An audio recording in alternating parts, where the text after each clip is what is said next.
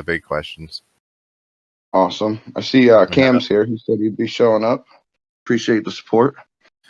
Yeah, we talked quite a bit last night with the Phantom Squad guys. Oh yeah, they're good guys, man. Yeah, apparently they've got a bunch of they've got a bunch of raiders, and they said they wanted to get like, I guess 50. No, they asked me if they could get 200. They said we want 200 individually, and I said it might not be in your best interest, because like I kind of explained, like we want to disperse this in a great manner. Like we want to get it out to everybody so that no one person has a lot of liquidity, a lot of the token supply. True, but I mean, people. That way you don't when you put those kind of restrictions, they generally just split them into different wallets. Yeah, I understand, and that's why we didn't really put up anything in terms of wallet restrictions. Like if you want to mint 50, go ahead, but also understand, like as we develop this game, like sure, right now it's probably a good time because you're going to get a lot of raid tokens, but over the long term, it's going to become harder and harder to keep up with that many raiders. Like if you know what I mean, like once they start leveling, then you have to start taking all of your points and putting them in certain stats. Like you can't just batch that. You can't batch everything in those terms. So like we want to encourage development individually. The higher level your raider is, and the more time you've spent on your raider, the greater the amount of rewards that you're going to receive.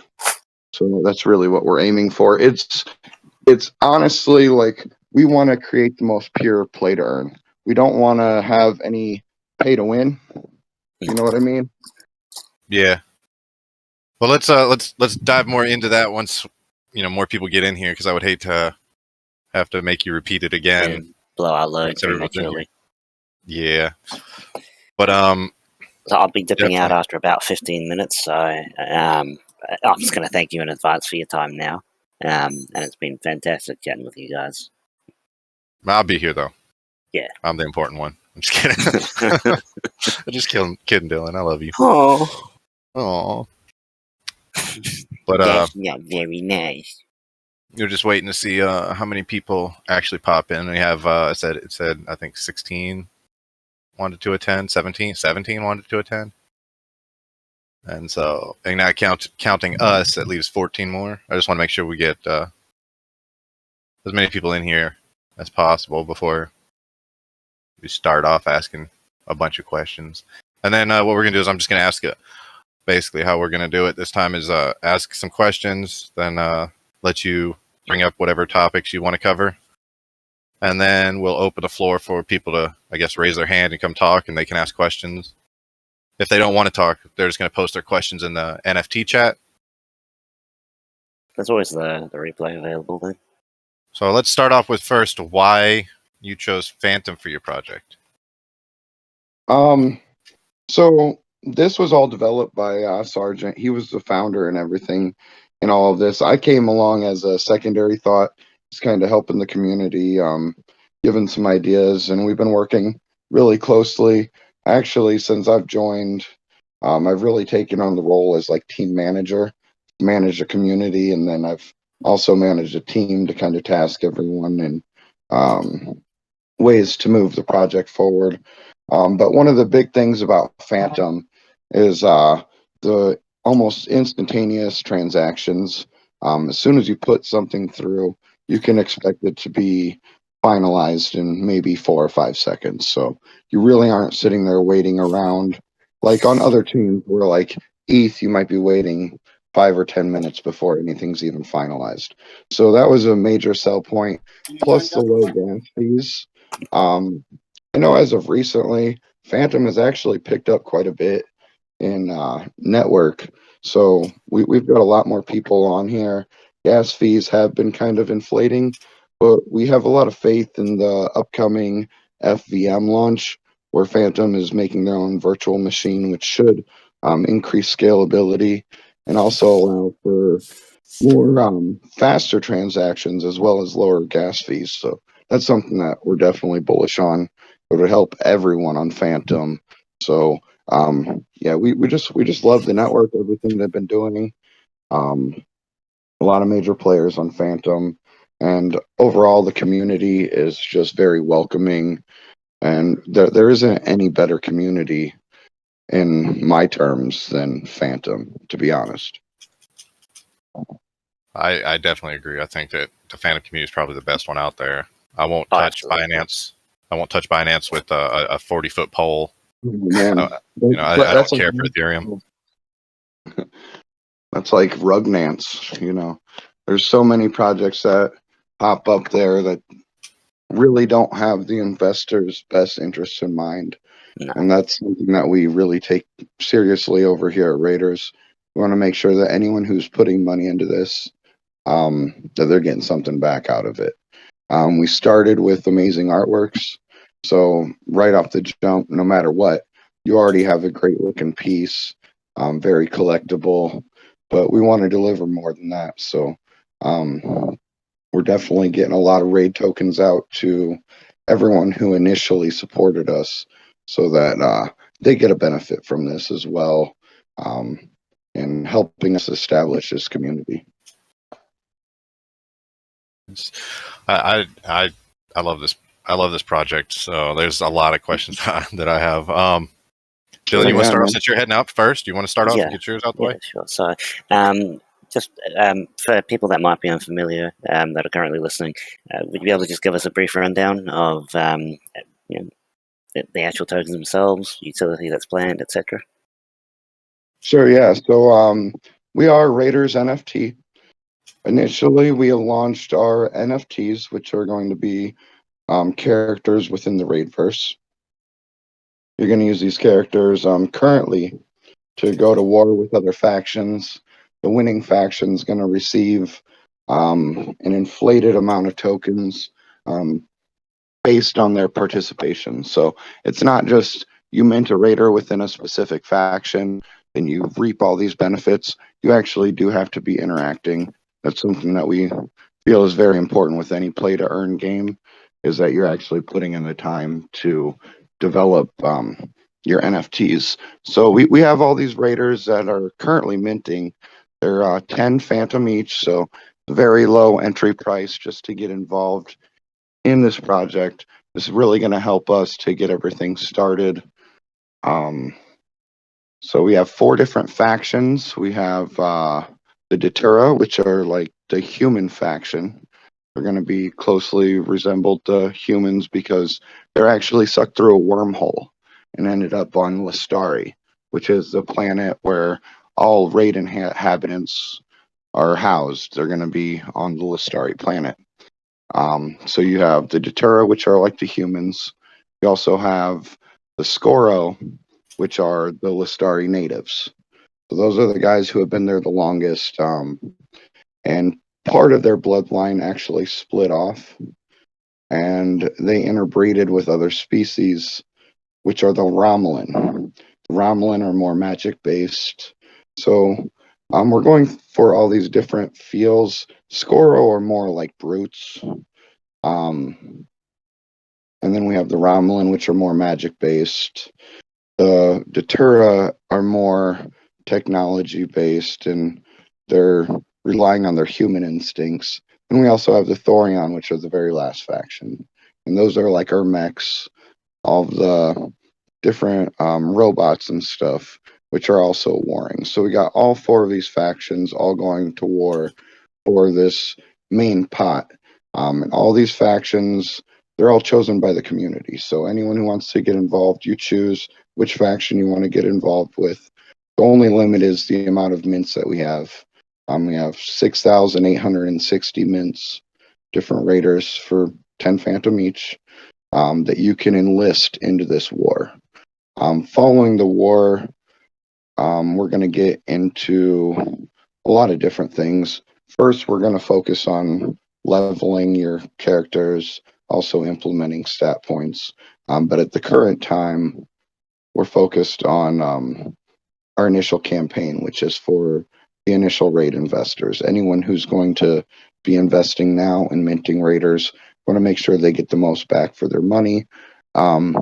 Also, in saying that, we want to make sure like everyone who we're entrusting with these RAID tokens now are going to be diligent in holding them and helping us to be a success in the future going forward, because we're really dependent upon our community. Everything is based off the community. We appreciate everyone who's come to support us and help us to get this far. Going forward, we're really going to rely on the community and listen to what they have to say about the project so that we can kind of develop around that and make it better. But the rewards that you're receiving right now are going to be a lot greater than what you're going to see in later iterations of the game. This is essentially a pre-sale before a pre-sale. We have our IDO going up for token sales.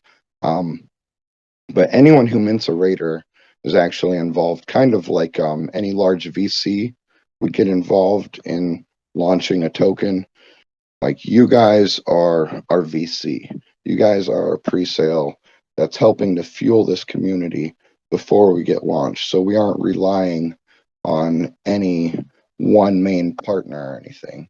This is all you guys. So we want to give that back to the community and develop around that. So we take that probably that's the most important thing to us is community and their direction that they want to go with things, as well as security and keeping the protocol as secure as possible. Absolutely. I mean, while VCs, they have a place, sure. I'll happily take community funding over, someone that is, very strictly motivated by, what they're going to be able to pull out of the project later on. Now, Right. you mentioned the RAID token. So what utility is this going to have outside of a speculative asset? Is there governance that comes along with that, in-game applications? So actually, there's going to be quite a few things that RAID's going to be used for.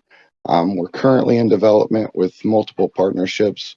Actually, we have an alliance that's forming between multiple projects, and these projects are all going to get together to try and help each other to, I guess,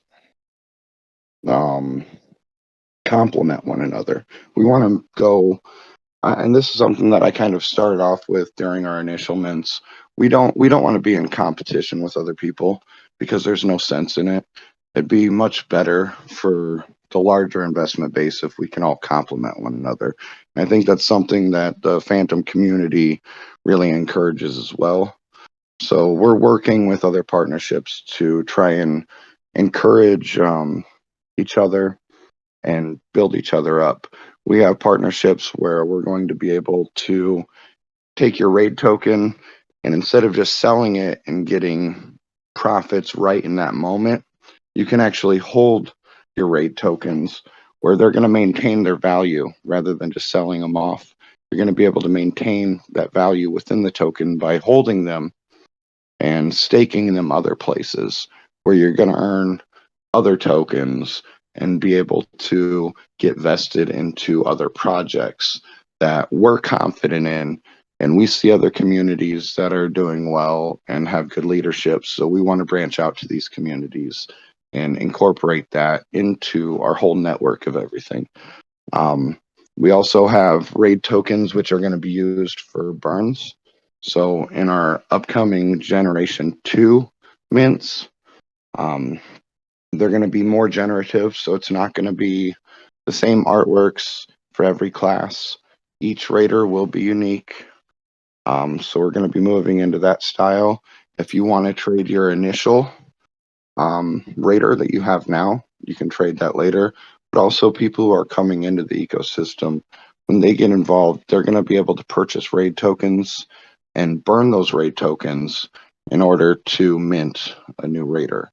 So that's going to actually create some buy pressure. It's going to create some burns, which is also going to further evaluate the tokens. We have loot and different equipment items that we're exploring.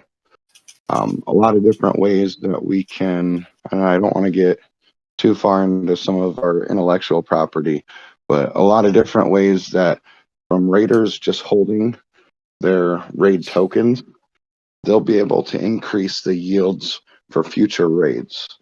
So that's something that we feel is important. Everyone who's gotten involved now, we want to make sure like they have their money now, but by choosing to hold on to that money, they're going to be able to benefit even further. So by holding raid, you're also going to be able to benefit further for future raid gains. That, as I had said, like during this first initial period, the gains are kind of inflated.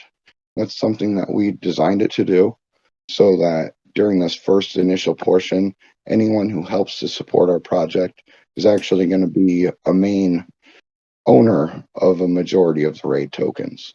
Our current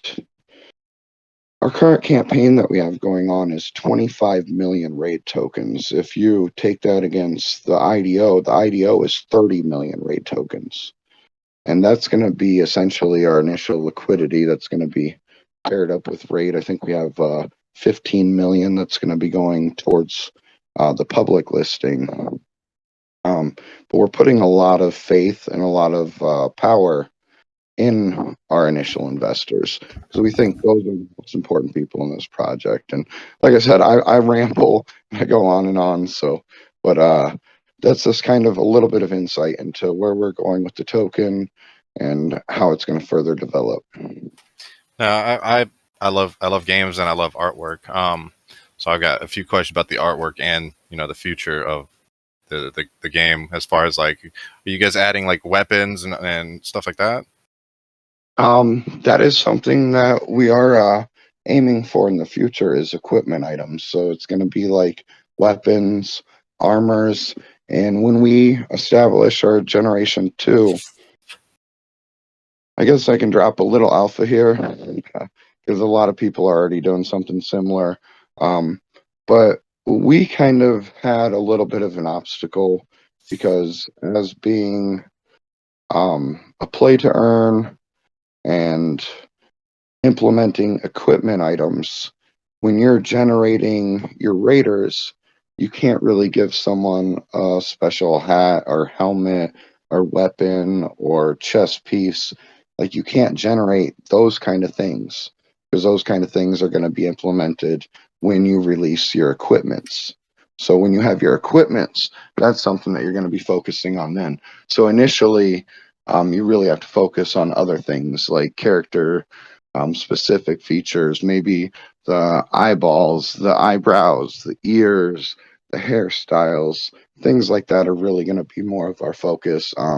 The body style, you might have a really unfit raider who's just really out of shape, and that's going to reflect in his body style, or you might have someone who's malnourished, and that's going to reflect as well. Other raiders might be very muscular, so you're going to get more of a robots. Exactly. Like, you might have like 5 robots who have morphed together, like a Power Ranger is going to become like some super robot, or I just I didn't attack when I was playing. I didn't attack anybody except the Sakura ones, I think. Scoro, yeah. Yeah, I used all my raiders on them. That's been my primary focus too, because honestly, they've been the ones who have the most numbers. I think that's partially due to the artworks. I think people really clung to the Scoro artworks, which is great. I mean, we really appreciate that.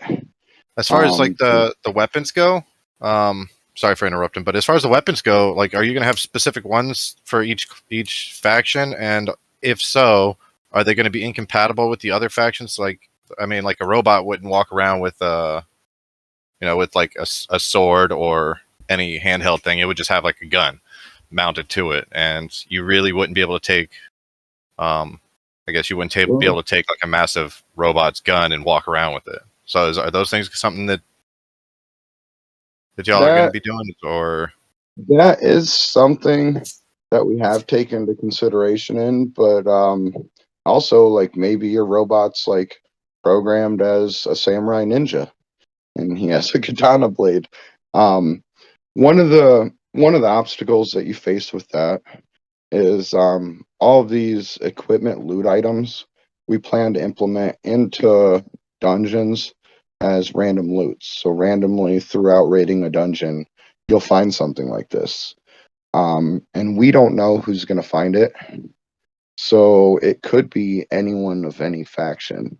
We're more focused on the utility of those items. So some of the rarities in those items, they may increase strength or they may increase defense, and all these things are going to play a role later on in the game.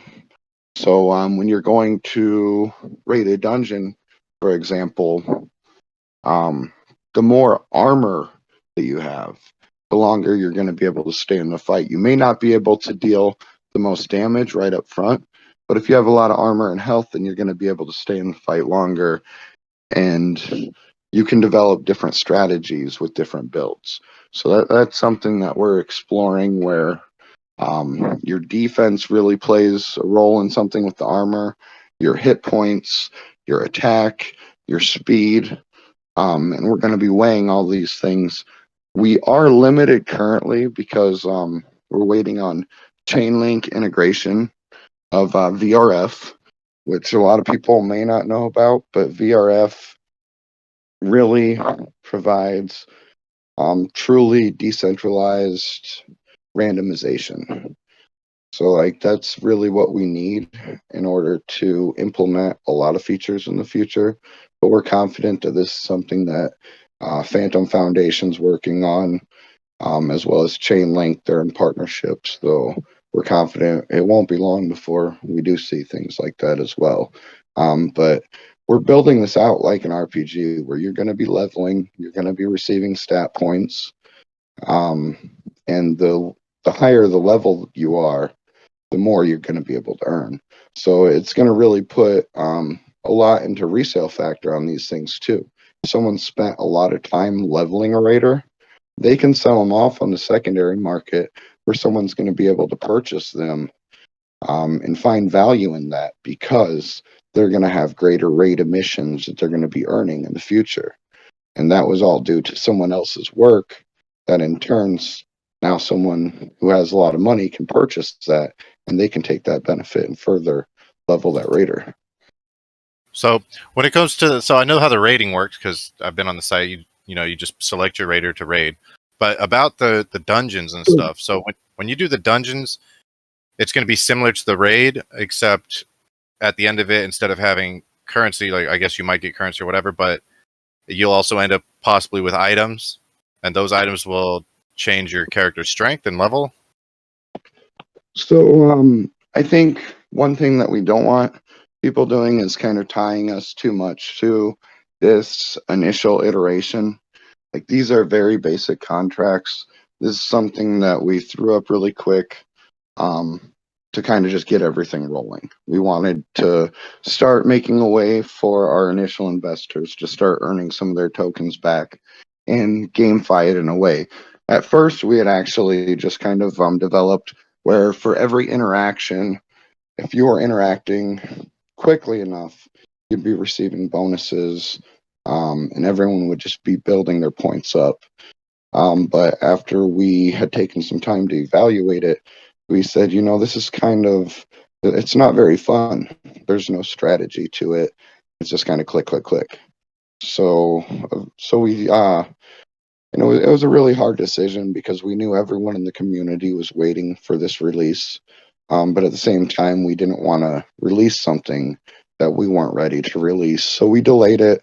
A lot of people probably weren't happy with the delays after initially minting the Raiders. We told them in 3 to 5 days we'd have things up and running so that they could start earning. And we actually delayed it. I think it was seven days before we got everything rolled out. So I felt bad leading the community saying something like that. So we've been much more careful to kind of outline exactly when something is releasing. We should have the next round coming up here in, I want to say 3 to 5 days. I don't want to lock Sergeant into too much of a time constraint because, everyone's a human. He's got family, he's got work, he's got his own personal needs. But we're just going to further progress this as time goes on. But I don't want people kind of getting tied into this original iteration and thinking that's the way that it's going to continue on, because we're going to continue to build on this. Like he had aimed to do, he said every week or 2 weeks, we're going to be iterating something new, and that's going to be to follow the IDO. Initially, we're going to be working on leveling.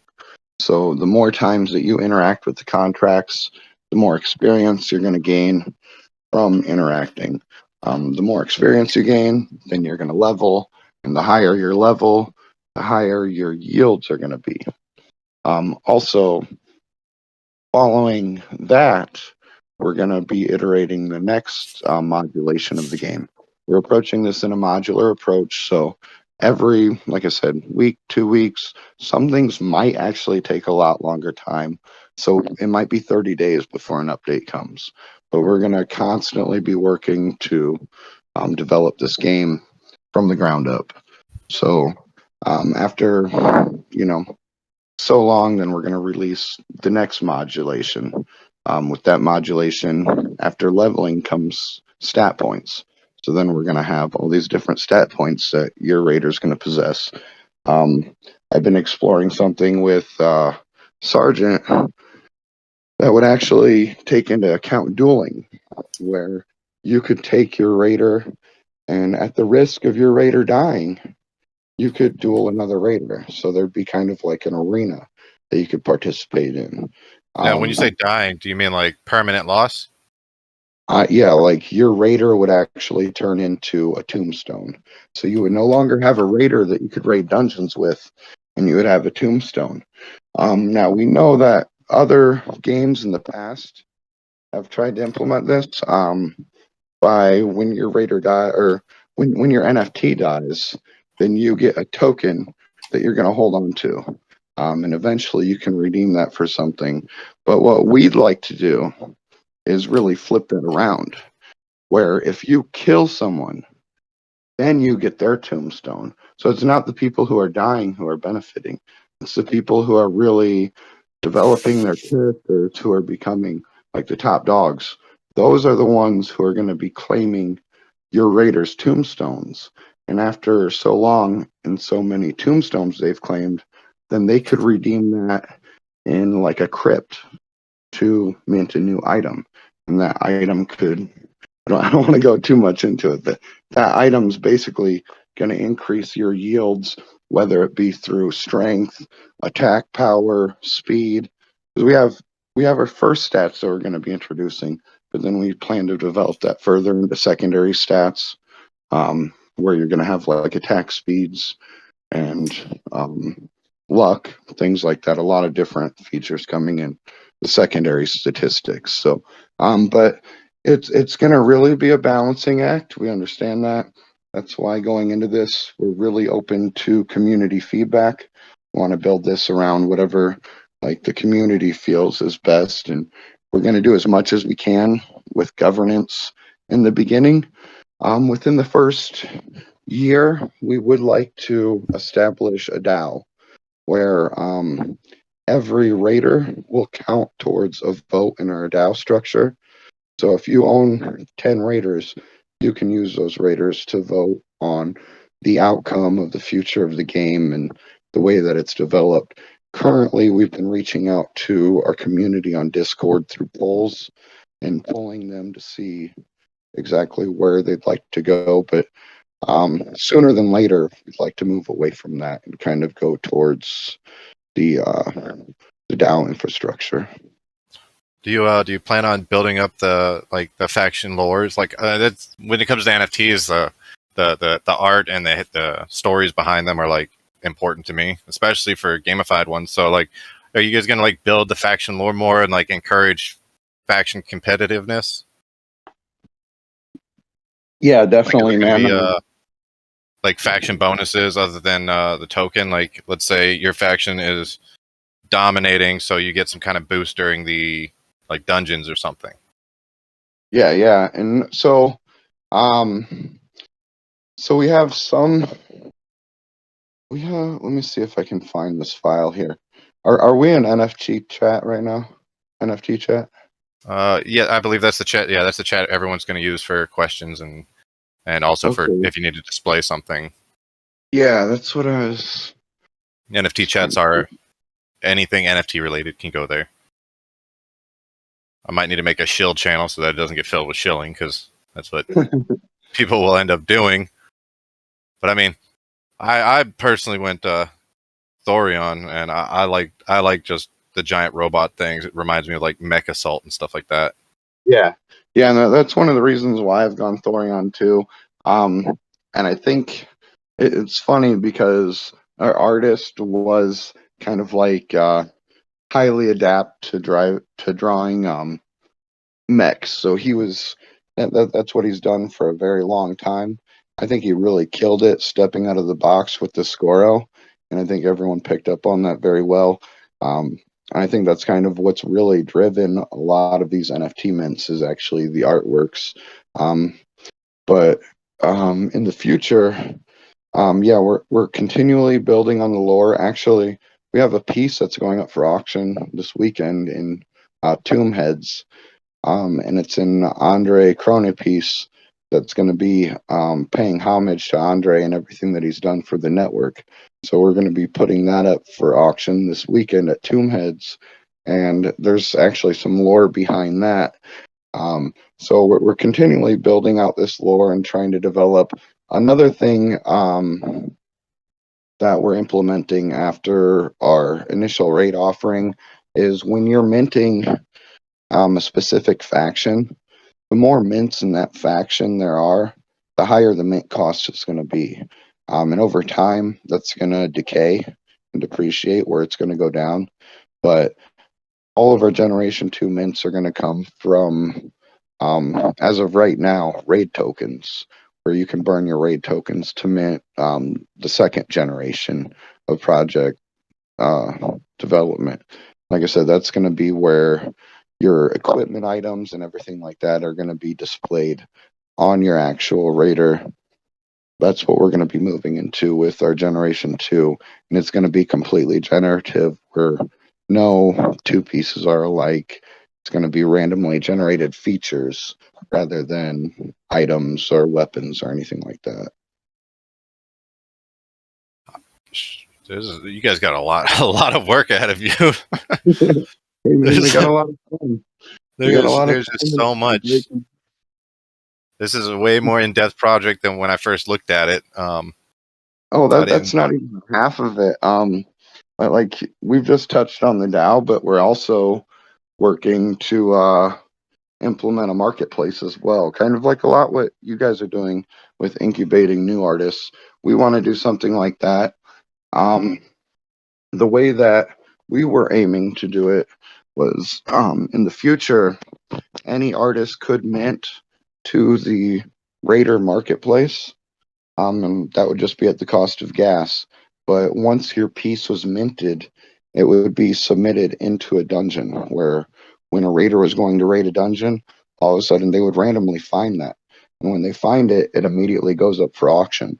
So anyone on the marketplace can bid in a raid token or phantom token. And once it is sold, 95% of the sales go to the person who minted it, who actually created the piece. 2% would be going to the raider who found it. So 2% of the earnings from that sale would go back to whoever found it to benefit them. And then 3% would be going into the DAO fund or the treasury, which the community would then decide later in the future how that would be used, whether it be through buybacks and burns or whatever they wanted to use that for, emissions, buying different tokens to emit. We're just open to everything. What about so this is y'all's first project? Yeah. This has been something that we've been developing for a while. We kind of got held up in the beginning. A lot of it was due to the Tomb finance exploit. When that all went down, we were actually planning to release a token at that point. And that was around the time that I got involved in the project. We were all stoked to get this rolling out, and then all of a sudden, boom, everything was put on hold. But while everything was put on hold, we decided that maybe it would be better to launch the NFT first rather than the token, so that we didn't have a bunch of people pouring money into liquidity in a token and then waiting until the development of the NFT when pretty much all the liquidity would exit from our token. We didn't want to take that approach to begin with. So that's why we kind of went with the NFTs first, so that we could establish this and we could use funds to benefit the token and token sales. So we took a lot of time doing that, and in doing so, actually, it was kind of unfortunate because we had one artist who was working with us really well for, it was probably like a month and a half, and he had started delivering things, and then eventually he ended up stopping, and he said, this is just too much for me between work and everything. I just can't balance everything, so I have to quit. So that was a major bummer. Then we had to find a new artist, and we've currently enlisted an artist, Gigzilla. He's been actually great with all the artworks that he's done, continually developing. Whenever we ask him for a piece or anything, he's really on top of it. And a lot of thanks goes out to our creative department as well, who works very closely with him in delivering a lot of these things. And they've all just been very excellent and everything. Oh, so the original artist you had dipped out, and the newer artist, is he the one that made all this stuff, or the original artist made it? No. As soon as the old artist dipped out, we couldn't use his works anymore. So we just Yeah, told because him, you want to keep the style the same. Yeah, and we were like, you're dipping out on us, so we can't use your work. We never paid him for anything because everyone was just working on the fact that we're waiting for this. We've been developing, we've been putting all this together for months, but we can't pay you anything that we don't have. So we And then, really haven't had any funding until the IRO, and we really aren't getting paid from this either. This is all going back into the project. Our current artist did get paid because he's not part of team token emissions, so he's on consignment for his work. So we did have to pay him for what he's delivered for us, which really has been a driving factor in the project. well, I think you guys chose a very good artist. I love the artwork, and I'm pretty sure that everybody who's bought one loves it. That's just my assumption. I don't have any complaints. I actually minted just because certain artworks. I mean, the borders are cool, and I know a lot of people are like, oh, the border, the background. Yeah. I just snatched them up just because I was like, yo, giant robots, count me in, and then I can go bully people with it in the Discord with the faction trash talking, and it's more friendly trash talk, but it's still. I love that about it. Like, we can just get on Discord and talk shit, but it's not like it's no harm meant. It's all just in good fun. Yeah, We're just like having Cam good said, fun, Cam said flexing. shilling Ramalan. Yeah. And then back in my head, I'm like, ugh, gross. You're like, yeah, I'm gonna kill you. I chose Thor. Just I love the mech. I mean, come at me, bro. Oh, when there's dueling, let's go. Once they do the dueling, I'm gonna level mine up just to fight Cam. Yeah. Yeah, you guys are gonna be burning raiders left and right. It's I mean, I love what the project's doing. I love that it's a long-term project, and as previously, I originally was a game developer, so I know it takes forever to build a game. I've torn my own game down 3 times and rebuilt it, and it's still not done. And now we've decided to tear it down and rebuild it again to make it metaverse compatible. Right. So I know the struggle. I know it's a continual development. That's kind of why we went the route that we did. Like, we aren't going to cement ourselves into any particular gameplay right off the jump, because you don't know how it's going to be accepted, and you don't want to take like 4 months to develop this game. You think it's great, and then you release it, and the community's like, this sucks. We aren't even having fun. So it's like, no, what we'd rather do is initially implement something and see how that goes. And then, okay, now we got this. Okay, let's build on that. Where can we take that? We implement something else. Maybe the community's like, hey, this sucks. All right, well, we're going to listen to them and we're going to say, okay, we need to move away from that model. What else can we do? And develop in that way so that everyone's having fun. And we're continually developing and not putting ourselves in some box. You know, that's something that really this opens us up for. As this is continually developed, we aren't just putting ourselves and all of our time into this one thing, if that makes sense. I like that you guys are planning and saying we may do this, we may do that. I like that because I know what it's like if you get tied down to an idea and you can't do it, and you say we are going to do something, and you can't do it, then it ends up being more of a morale killer. So I like that you guys are open to the community's ideas and saying that you're open to some suggestions and you're going to try to modify based off of what the community wants. And to me, that's important. I think that the community is what makes a project. Exactly. And it's the most important part of it.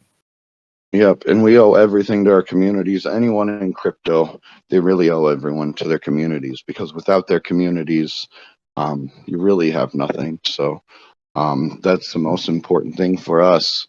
Of course, you're going to have malicious people and bad actors out there who are going to try and take people's money. And that's a given. That's just the way crypto is. But we're going to always be there to look out for our community and try and do what's best. Especially because as being part of this dev team, we get team tokens vested. It's in our best interest to make this token succeed and increase in value, because that's really what's going to pay us. Aside from anything else, I'm not getting paid from any of the mints. No one that I know except for the artist is getting paid from the mints. It's all based off of the token, whatever the Well, it's token good price. it's good that you're invested in it for the long term. So if you guys are Yeah, waiting to take pay until the token is out and up and running and building its own market, its own economy, then it's got to be rough. And I'm sure you guys all have full-time jobs too on top of it. Yeah. Obviously, I mean, as we're working and we aren't getting paid or anything, we have to take what time we have in order to develop this.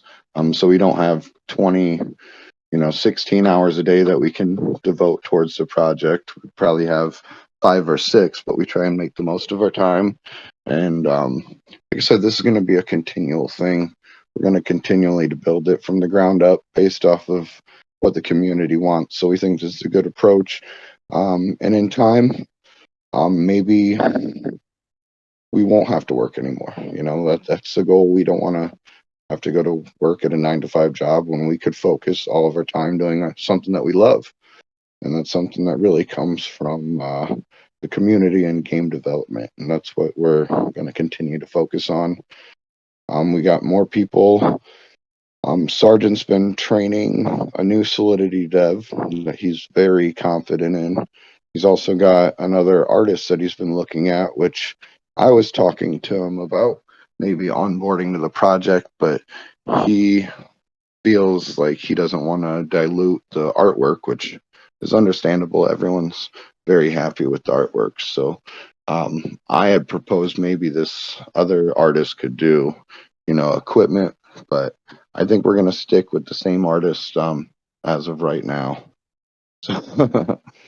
So the project itself, it's all staying on the Phantom network, right? The token and everything else is going to be on it, or is this going to be like a cross chain? As of right now, yeah. Cross chain is something that we've considered, but at the same time, we have to consider where we're at in the project, and we're at no point ready to go cross chain. We have just began development on the project, so before we would consider something like that, we'd have to be further along with funding in order to establish something like that. I wouldn't rule it out. That'd be something that would be great, because the more people we can involve in Raiders, the better. I know Sergeant wants to start trying to take some funds to develop our own server, which would really open up a lot of GameFi abilities. it would sacrifice a little bit of decentralization, but a lot of the community is currently focused on the amount of gas fees and everything that they're paying in. And it could greatly serve to reduce that and open up the possibilities of ways that we could gamify. So I think that would be something that we'd probably want to put before the community to see if they'd be interested in doing something like that.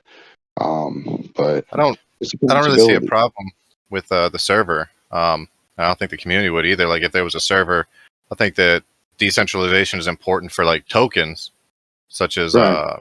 like Phantom and stuff. But I think that if you're making a game, like especially anything that's like metaverse or any crypto related gaming, definitely going to need a server. Otherwise, waiting for confirmations. Right. Yeah. And that's kind of where I'm on the fence. I mean, I think both sides, to be honest, and that's kind of where I kind of feel for some of the members in the community, like by sacrificing that decentralization, you invite yourself to bad actors or people who can manipulate supplies, and it's not all transparent on chain anymore. Which I'm a big proponent of decentralization, but at the same time, you do have to come to an understanding that at some point, like there's some things that just aren't possible. And in order to make those things possible, you would have to move to a more decentralized approach. So I see both ends of the spectrum. Well, But if people are I like, think so if you have a server and what it is basically people will deposit into that and they get paid out to their wallets for the rewards.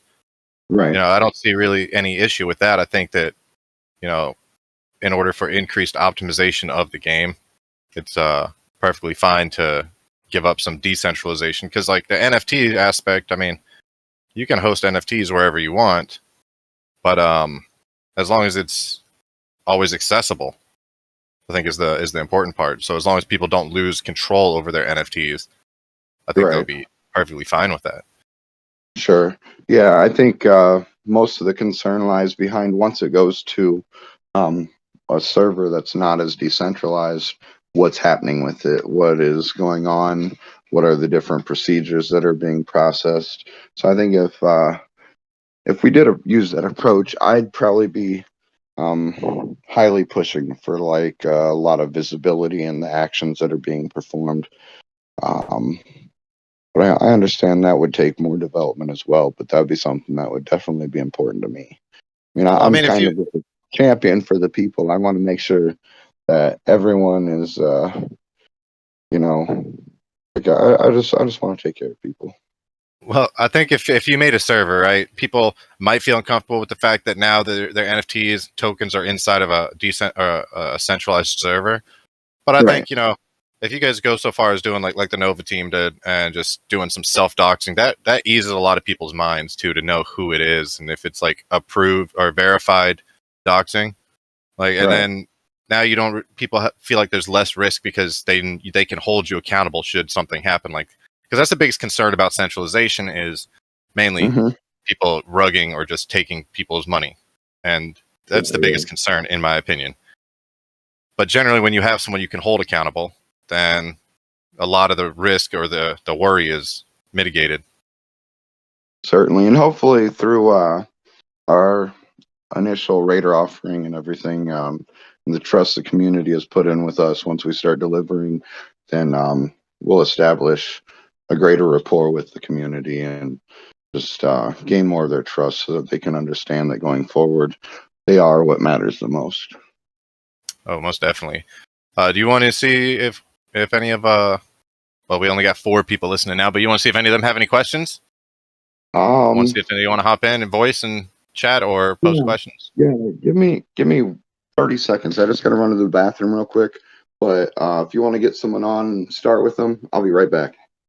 Anybody want to hop in chat and ask some questions? Cam, you want to get in here?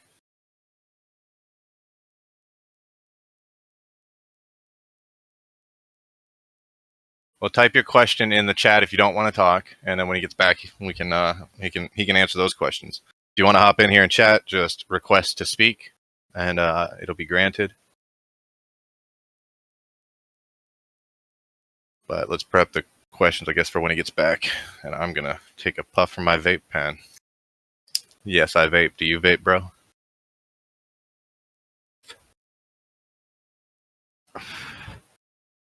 By the way, Diego, if you go minting some of these raiders, make sure you get Thorion. Okay? And that's the faction you need to go, Thorion, okay? Don't listen to Cam. Doesn't know what he's saying. He picked the wrong faction.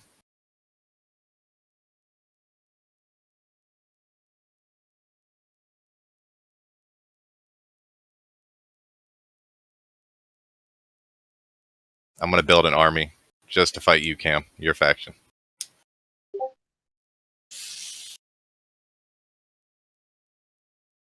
Oh, no.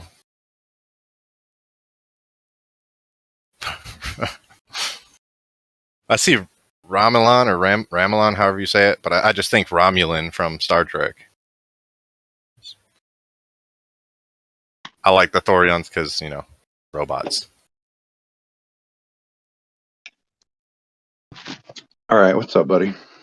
So, Diego has one question. Nobody really wants to come and voice, and Cam said that you're so active that he doesn't really ever have any unanswered questions. But Diego wants to know what the team's plans on the centralized option.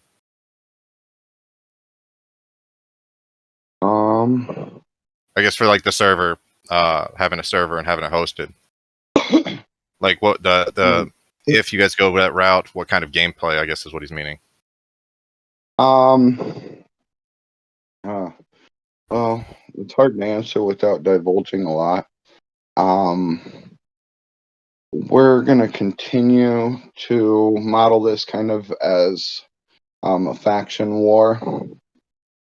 If you join our Discord server, you can look over some of our documents. Some things have changed, but something that I was trying to link, which I can't find the link to on my computer right now,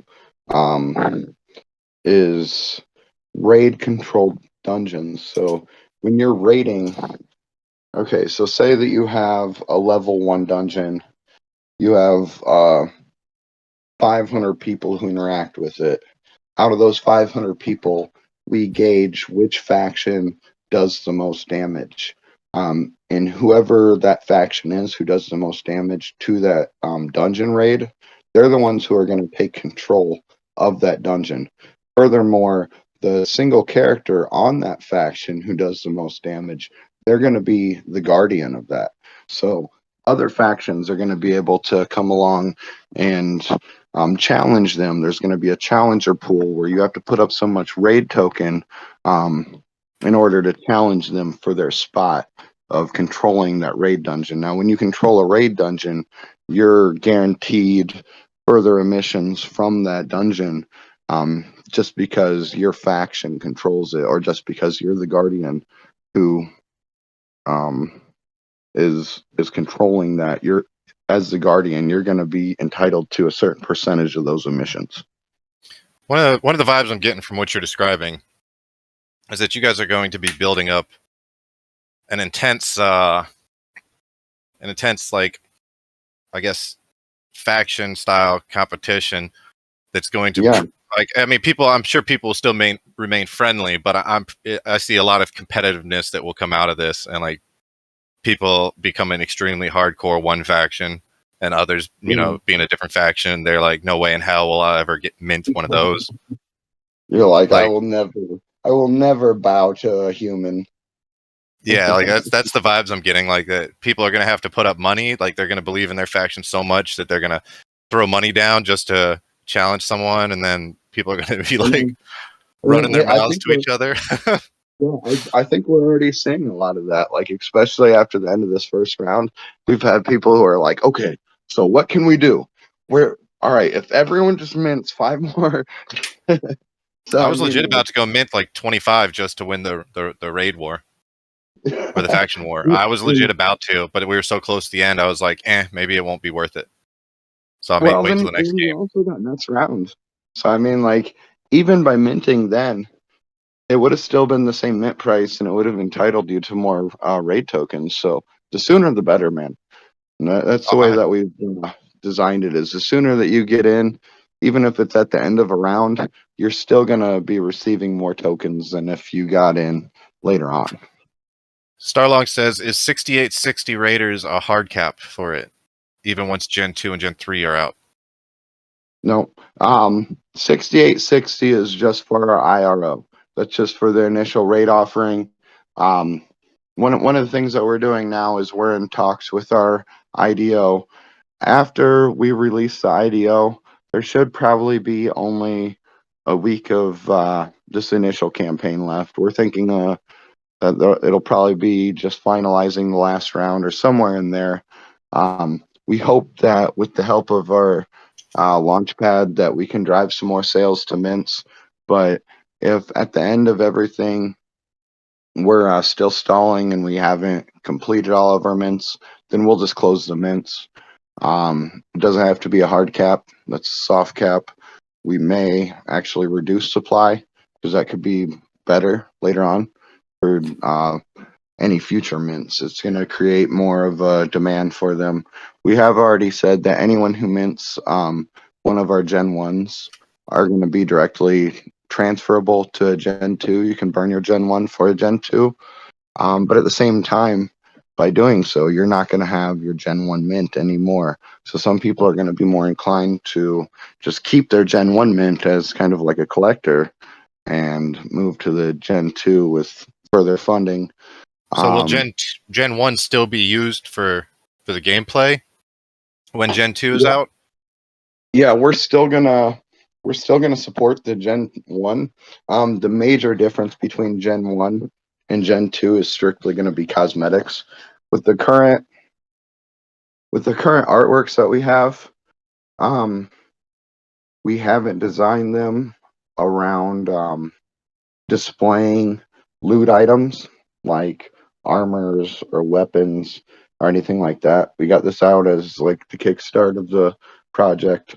But in the future, with our generative mints, we're going to be able to have any raider being able to be displayed with any item. So that kind of goes back to like what you were saying earlier.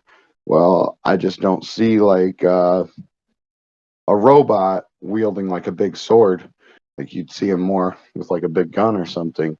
But I think that any raider that we have that's generative is going to be able to be displayed with any item. We're going to try and make that so that no matter what item you equip, it's going to be displayed. So your Thorion might have a big ass fucking gun, or he might have a dagger, or it just depends on what type of equipment you're going to be able to collect. And so the items themselves are going to be not like mintable, but you have to find them in the dungeon raids. That's what we're going for. We want to reward people who are the most active, and there's going to be a lower chance of finding equipment. There are going to be other ways to receive equipment. It's a little bit alpha, but yeah, as I had touched on before, because we only got 4 people listening, and I'm sure it'll be broadcast a little more. But you guys are recording it too, right? yeah, we're recording it. You're recording it, and we're gonna get this circulating around. But it is we're probably gonna be implementing some bonuses for you locking your raid tokens. If you lock your raid tokens, you'll be able to benefit by receiving an NFT item. And that NFT item is going to be an equipment item. So it's going to further provide deeper liquidity to our token and also benefit anyone who's part of the project. So you may have a weapon that's going to give you a hell of a lot of increased attack power, or it all depends, and we're exploring ways that we can make different weapons for different lock periods. So I'm loving the idea of finding the weapons, because to me that means like if I find some super rare weapon or something and it can't be minted, yeah, then I can slap it up for whatever price I want if somebody else really wants that boost or whatever. exactly. that's to me, that's a great idea. I like the idea. I'm Yep. loving the project as it is, and Yeah, that's one of the main driving factors behind the equipment and loot is just the ability for people who are highly active in the platform to be rewarded. But we also, I guess I also, because I've kind of really been the one who's been pushing for it, but we want to incentivize liquidity because every token, regardless, is going to need liquidity, and the deeper the liquidity, the better.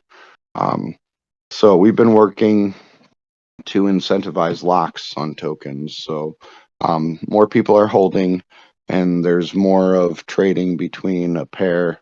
So by pairing up your raid with Phantom, you'll be eligible for a weapon or something, which is going to increase your yields. We want to benefit people for doing this.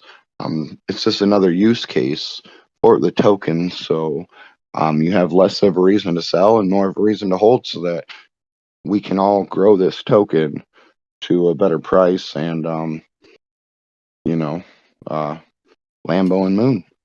well, when we get to the Lambo and Moon point, do you have this is one of the questions. Like, so if this game series becomes more popular, then well, to me, it's already pretty popular. But if it becomes like a huge hit, It's going to get more and more popular. It's just a matter of time. I mean, we've already reached our initial Raiders, and they've already participated. Now we're going to continue to expand.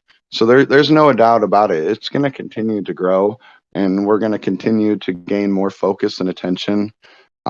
Regardless, that's our goal as a team, and I believe as long as we continue to work towards that, we're going to continue to achieve that. So one idea I have for liquidity, and it's just an idea, is if there was like maybe, let's say I mint one of the mammoths, right? And I really like the mammoth. Yeah. If you guys like had some kind of merch to add liquidity, or to like like if somebody, of course it wouldn't all go to liquidity, but like let's say somebody wanted to upgrade their NFT and have a physical version of it, and then there was like, I don't know, a 3D printed or like a physical action figure collectible, something that you could buy to set on your desk. Like me, I'm a huge Funko Pop. I have tons of Funko Pops. I'm a nerd. My wife keeps picking more and more up, but like I would definitely buy some of those. You know what I mean?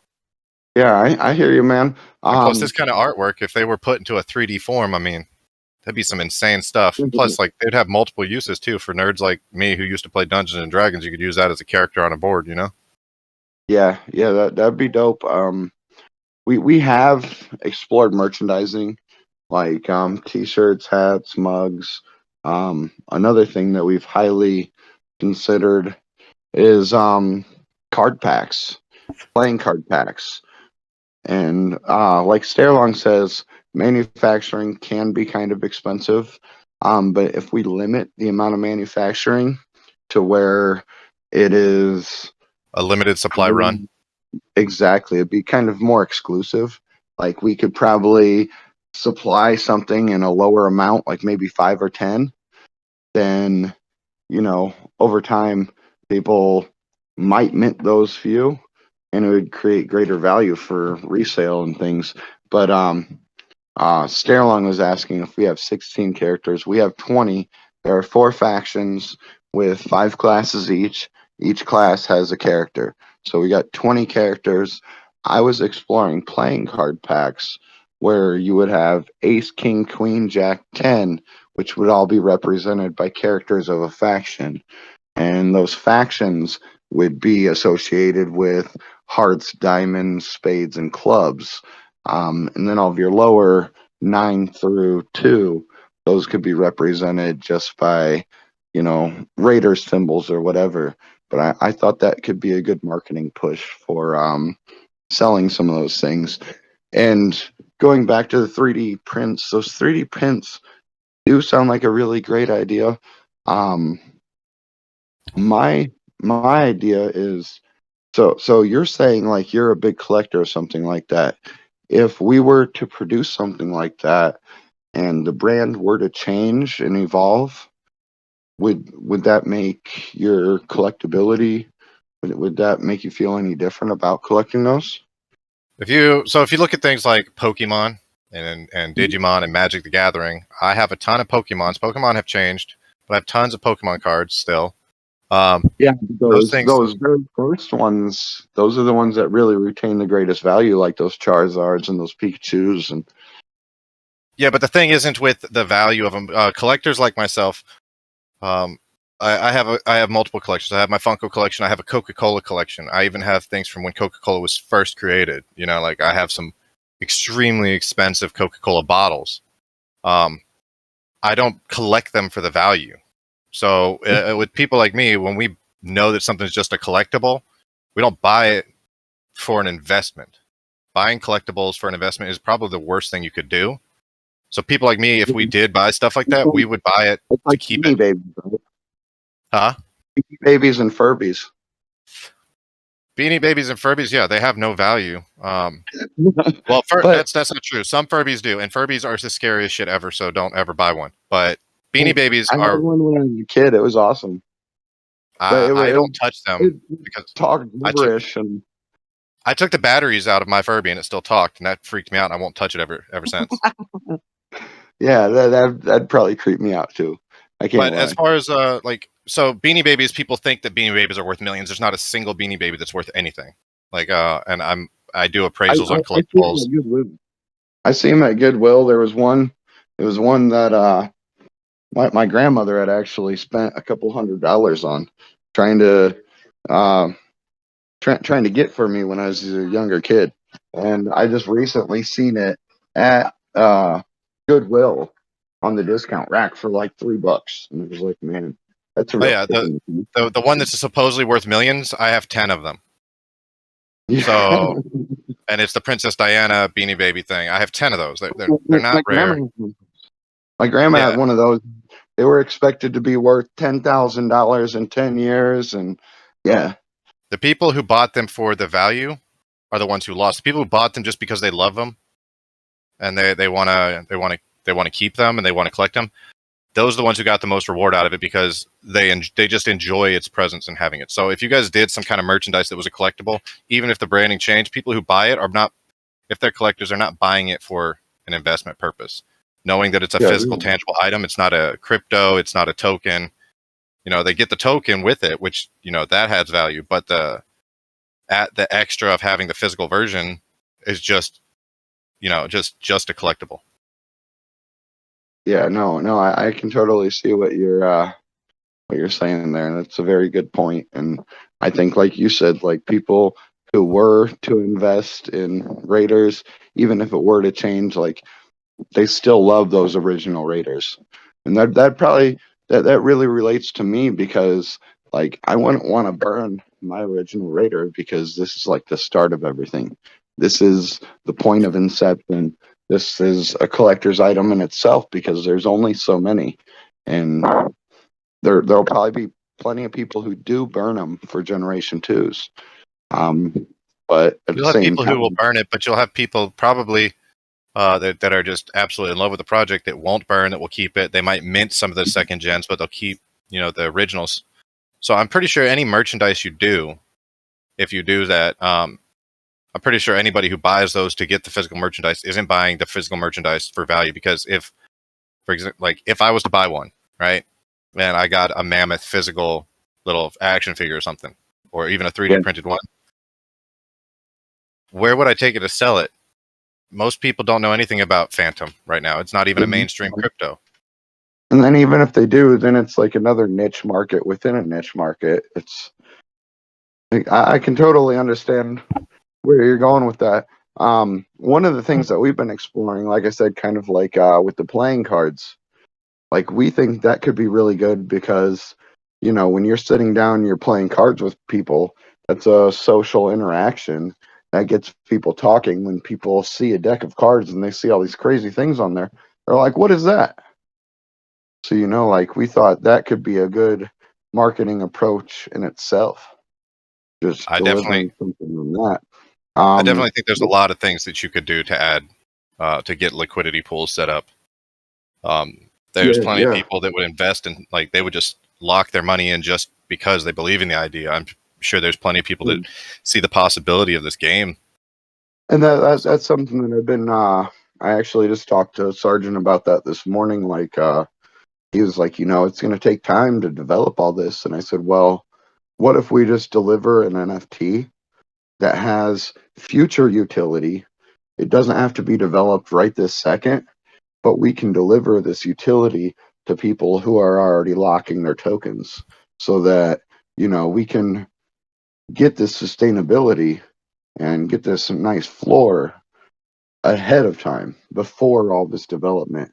So it's something that we're exploring as well. I think the 3D prints would have a little bit of overhead, but at the same time, with some of our marketing funds and everything, I think we could probably achieve that, where it could be it could be outweighed and it could be beneficial to the overall project. And that's our focus, is just making sure the token itself is a success, and trying to draw in more investors and just more people to get involved, because the more people we have involved in the project, especially post IRO, like the IRO, this is like basically the beginning and inception of everything. But after we release Gen 2, that's really going to be the driving factor behind burns and everything like that. And that's really what's going to affect these initial token prices that everyone's receiving now. We expect that a lot of people probably won't have faith in the project, and that they might just sell their Raider tokens. And that's okay with us, because, these are the people that we want to get rid of early, so that, like, the people who don't have faith and the people who aren't supporting and backing us, like, all their tokens can be washed out early and be picked up by people who do have more support of the project, as well as have a lot more faith. And by doing so, we feel like we can build a really healthy floor for everything. And So in go my ahead. opinion, one of the things that's the best is I love it when a new token comes out and I see people double their money and then dump and get out. Yeah, and I then like the dumpers to get you're out creating early. buying opportunities. Yeah, Well, it's like with S&T when it first went out, everybody pumped and dumped. People doubled their money and stuff, and then they dumped it at when they doubled their money, right? But now yeah. it's literally 10 times what it originally was, and I And still see haven't sold much off at all. Yeah, that's something that we've been exploring with our IDO, and it's something that we kind of have conflicting ideas about. Like, they feel like IDO investors are going to be the long-term investors, and we feel like the IRO investors are really going to be the ones who are going to be here to support the project, because they've been involved the longest. They're the ones who are putting up all their upfront initial. So they feel like the IRO is going to create a high sell pressure. But I feel like the IRO is really going to be what's going to be sustainable. Like, that's our lasting community who has been here to support us the longest. I feel like all these people in the IDO are going to be the people who are going to get in just to get out. Like, that's what majority of people do. They look at an IDO, they're like, oh, this is a quick come up. I can get involved in this, and at the public listing, I can dump. See, And I'm one that I buy in and I hold, and most of the time, a lot of times when I buy something in, I always do some research and then I buy in did you and get I in just on Taro? did I what? Did you get in on Taro? No, Oh man, I nope. got in on Taro's LGE event. I put up $100, and I've seen at least $2,000 back from it. It's just been Well, crazy. with S&T, my initial investment into S&T was close to I think $1,200 maybe $1,000 I put in it. Yeah, S&T has now risen to the point where our 800/1200 between there. So I don't remember the exact amount, so forgive me on that. But it's now roughly 20 grand, yeah, and yeah, people keep dumping. And of course, if you look at any chart of any actual legit projects, they match with like a 45-degree angle, and they always do that. And it's like with anything, the stock market and all that. So like I always look for legit projects. Yeah, a lot of it is just how the markets are going. But I mean, if you look at like this past week and a half, Phantom has been doing phenomenal. Like markets are dumping, but we still have all kinds of capital pouring in. Oh yeah, And it's it because really, Binance US made Phantom native purchasable. oh well, So that's been in effect for a while. I actually just put a bridge up on our site for like Binance and oh, you're talking about Binance US. yeah. Oh no, my bad. I was thinking you meant Binance in general. But yeah, Binance US listing for Phantom Native is fucking huge. I can't wait till we get the Coinbase listing. That's That's really coming gonna soon. fucking pump up. Yeah, it's only a matter of time. But Once Phantom hits mainstream, though, and the normies get in, projects like yours and stuff, I believe they'll take off like nobody's business, because the low gas fees is the biggest win for Phantom, and the fact that people can do this exact yeah. same things. No, but I want to go back to what Sanzero is saying here.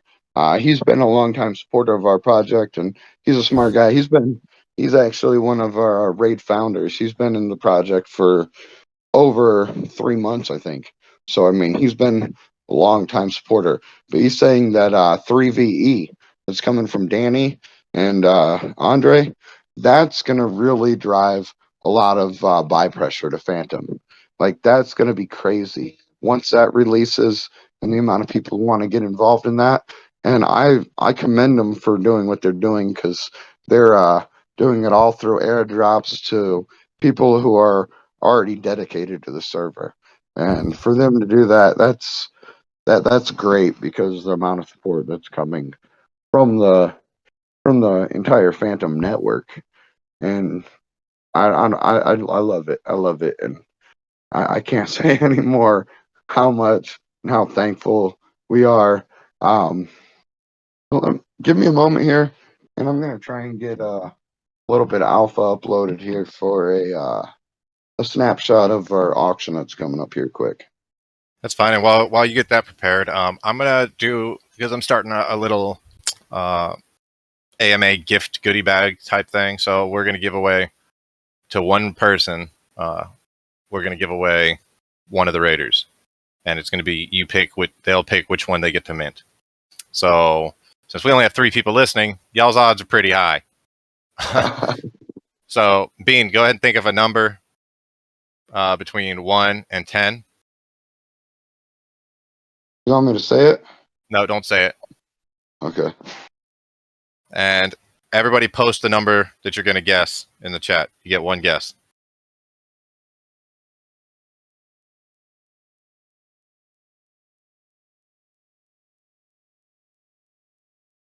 And you have your number, right, Bean? Yeah. I don't see We it need yet. one more person.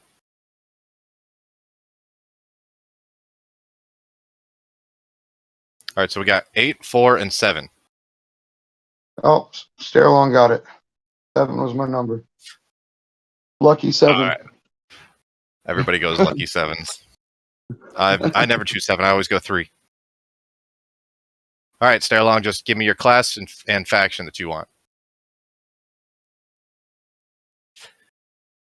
All right, Class, faction, and you're going to need to post your address or DM it to me. Sakura Ranger, got it. I will mint one for you right now. All right, I'm going to drop this in here. It's a little bit of alpha for everybody. I haven't posted this anywhere. I don't think anyone except for the people on the team have seen this. So What's that? that is our piece coming up for the Tomb Heads auction. It's going to be the Zimcar Andre Krone piece that we developed. So as you can see, that's Andre in the form of Zimcar. We got a little bit of lore that we're going to be delivering as well when that comes up this Sunday on Tomb Heads. So prepare your bags. Damn. I'm not gonna, probably won't be able. If it's going on Tomb Heads, I won't be able to afford it. Well, you never know. The last one, we did was 666 FTM. So we had that was our initial listing, never before listed. So that was a pretty good support. I'd imagine it'd probably go for around the same, but yeah, that's outside of my my investment range as well. I mean, I do. I mean, I can't afford it, but like when I buy NFTs, I try to make sure I have a set amount so I can still do my swing trading, because that's how I afford my NFT addiction. I swing trade between Phantom and a bunch of other small tokens, and I make enough money to where I can just keep buying NFTs. So Yeah, that's what I do too. I'm an FTM maxi though. I stay on the chain, and everything that I'm invested in is 90% Phantom. Phantom is the only thing that I'm invested in now. I won't And I will touch say any other chains now. my liquid driver, I'm very happy with. My liquid driver over the past couple of weeks has really paid me well. So I'm I'm very naming this Raider if I regard. don't get a name from Stairlong. All I right. need a name Well, for it. that's our media guys. So you can name him Stairlong if you want. Oh, Cassius Green. Okay. he already had a Cassius Green, but okay. Well, I mean, that's what he just said, so that's what I just minted. Yep, that's good. That's great. All right. Stairlong, DM me your address, or you can post it if you want it. Just whatever you prefer. I will send that over here in just a moment. But What time is your Diversify AMA? Diversify. They're going to be in here. Oh, They actually Phantom Squad. they just asked yesterday. Actually, we didn't even have much notice on it. And of course, we only get limited listeners because we're not a massive community. We got 700 people in here. Most of them are, I'd say the majority of them are here for trading cryptos. Sure, yeah. Not big We're in the still, NFT space. That'll change though. yeah, we're still growing Opera House. We're still working on it and fixing some bugs. Right now, we have a bug where you can't even list to sell. So that as soon as we get off here, I'm going to have to get set on fixing that because we just pushed some extra updates. And we're trying to get mobile optimization done so that way we're going to add Wallet Connect Okay. feature too, so that Wallet. multiple wallets can be used on it. Nice. Yeah, I'm really bullish on your guys' project. Aside from everything else, you guys provided exceptional customer support and support of any projects that are listing there. So that's something that we're really big on, and just you guys opening up to the artist community and helping incubate new artists. That's exceptional, and definitely stand behind that. That's one thing we want to aim for is we want to put, and we want to empower artists and put that before worrying about profits, because we have multiple apps, multiple platforms. So if this one takes a while to get up and running and sustain itself, then that's fine. But Right. we want to make sure, because there's, like, I say this every time, even in most AMA, or well, the other AMA that I did, because this is our second one. But I always tell people the same thing, that the wealthiest places and the richest places on earth are graveyards, because there's so many ideas, creations, like works of art, music, and stuff that never came to light because people just aren't empowered or encouraged to do these creations, or just to to create their ideas. And it's a sad thing when you think about it, that there's so much that could have existed, but it doesn't. There's yeah. Um even on any network, and even on Phantom, there's a sense of like clickiness, where like if you aren't involved in certain if you aren't involved in certain different circles of people, like sometimes your work's not going to get promoted, and that's something that we're really working to break out from. And a lot of our partnerships that we're establishing are really working to break out from that too. So we think that definitely, just like you guys, the power should be in the hands of the NFT creators, and they're the ones who are really delivering behind all this, as well as the developers. But like, we want to empower new people coming here to the network, because that's just going to further create value. Well, I love what you guys are doing, and I'm definitely going to be involved in the project moving forward. I might not chat a bunch. Kept this going for an hour and a half.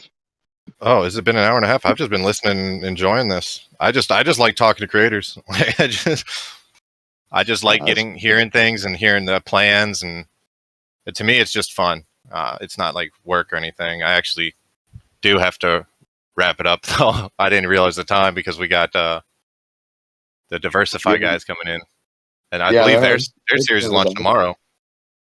Yeah, I'm really bullish on them. We've been discussing a partnership as well. So anyone who's part of this, I would say go ahead and stay tuned for the Diversify, because they're a really great project who really puts their community first as well. So that's one of the reasons that we were drawn to trying to collaborate with them. And we got a lot of other projects as well who we're working with and are trying to form this strong bond with. I already bought their mint pass, so yeah. I'm ready to go on that. I was looking. I should probably get one here too as well. They're almost sold out of the partner ones. Yeah, I got a Cyber Nico. I was thinking maybe I should try and get involved in that. But all right, well, it's been fun. I'm gonna definitely stay tuned, chat, and probably I'll be chatting in your Discord, trash talking other factions. Oh, yeah, and I'm gonna be right there with you. So, we got this. Man. Well, it's been fun. I'm gonna go ahead and I guess end this. But definitely I'll be in touch a bunch probably. And then I don't know if you want to do another one down the road once you guys are more developed, and then I start doing the YouTube series if you're interested. We'll just be doing some YouTube videos. Yeah, that's one of the reasons why we have our media guy here.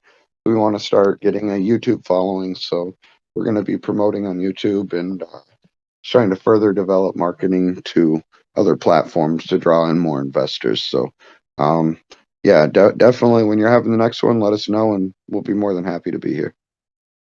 Will do. I got to get this NFT sent out, and then get prepped for the next ones. All right, brother. Well, you have a good day. Thanks for having us. We appreciate the time that you gave us to sit here and chat. Me too. And when Gen 2 comes out, I'll probably keep my Gen 1s, but I'll still mint some Gen 2s. I hear you. Well, you have a good day, bud. You too, man. I'll chat later. Thanks. Later.